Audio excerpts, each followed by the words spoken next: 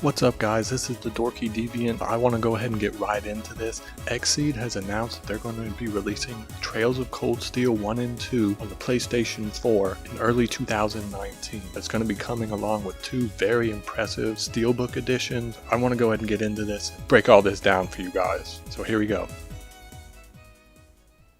So, Trails of Cold Steel 1 and 2. These games originally came out on the PlayStation 3 and PlayStation Vita. They had pretty good reception. There was a version of them that came out last year on PC as well.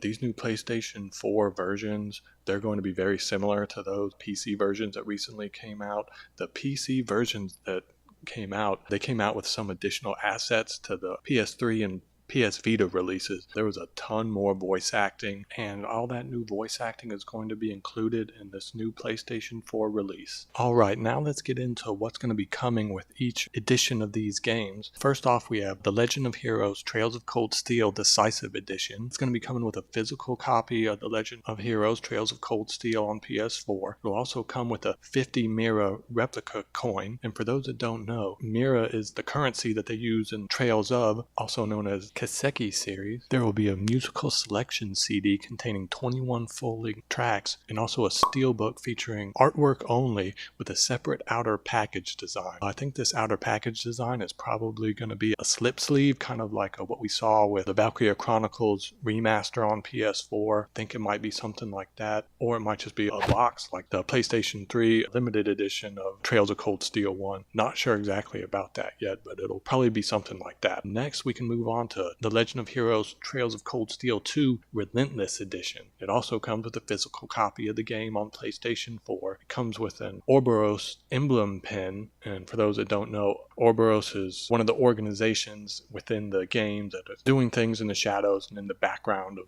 everything that's kind of going on at the forefront of the story. Not going to get much into that because there's major spoilers in that, but it comes with a little emblem pin of that. It also comes with a musical selection CD containing 23 full-length tracks, and of course the steelbook case featuring the artwork only and the separate outer packaging for the second game as well. Now let's talk about voice option. For the first time in the history of the series, Trails of Cold Steel 1 and 2 are going to be coming with the original Japanese voices for each game. Those who opt to go with the English dub will enjoy more of the assets from the PC version that I mentioned earlier. There's a ton more voice acting in English on the PC versions, and that's going to be included.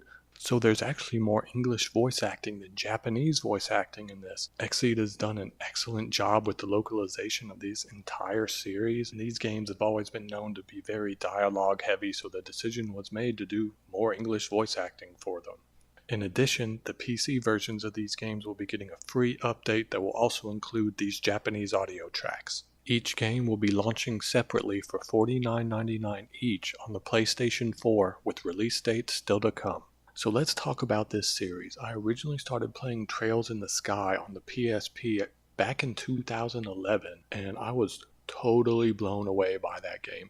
I pretty much was instantly hooked. The game design in Trails in the Sky reminds me of Xenogears and Grandia and Suikoden 2 and Lunar and all these great PlayStation 1 JRPGs that I have so many fond memories with, and it was like that all over again, and I was just totally into this game when I first played it. This series sports incredible story and incredible characters and incredible world building. So let's talk about the world building for a second. There was a video that was released a while ago that talked about how Bethesda could learn a thing or two from Falcom, who are the people that developed the Trails series, about world building, and that is 100% accurate.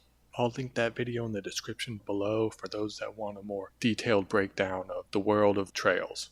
So basically, the Trails games takes place on the continent of Zemoria, and there are different kingdoms and empires that consist of Zemoria, and pretty much each Trails series takes place in one of these different kingdoms or empires. So for example, Trails in the Sky takes place in Liberl. There's two games that remain unreleased in the West that take place in Crossbell, and then of course Trails of Cold Steel takes place in Erebonia. And those are the three story arcs in the series in that order. So if you want to get into this series, I would start with Trails in the Sky. They're all on PC, they're all on Steam, they're relatively inexpensive. Trails in the Sky is a trilogy, there's 3 games to it. I just start with the first game, you'll get the gist of what the games are about and what this world is about, and if you're anything like me, you'll get vastly sucked into what's going on and want to return. If Trails in the Sky is too old school for you, you can just start with Cold Steel. The games are set up in such a way that it allows you to do this. Each arc kind of has its own story. There are like recurring themes and returning characters and whatnot. But just as long as you start with either Trails in the Sky 1 or Trails of Cold Steel 1, you're fine.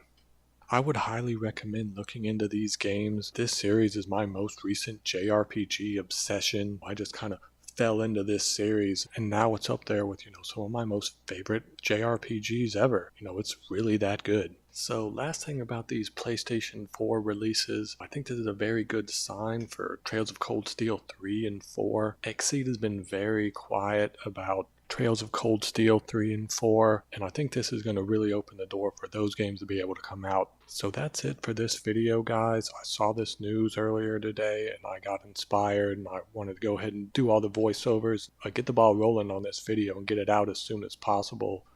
You can expect more from me soon. That's probably going to be one of my more serious videos. I really wanted to do a good bit of coverage about this series and everything. You can follow me on social media. My Twitter is @thedorkydeviant. Instagram is the same. And until next time, guys, we'll catch you later.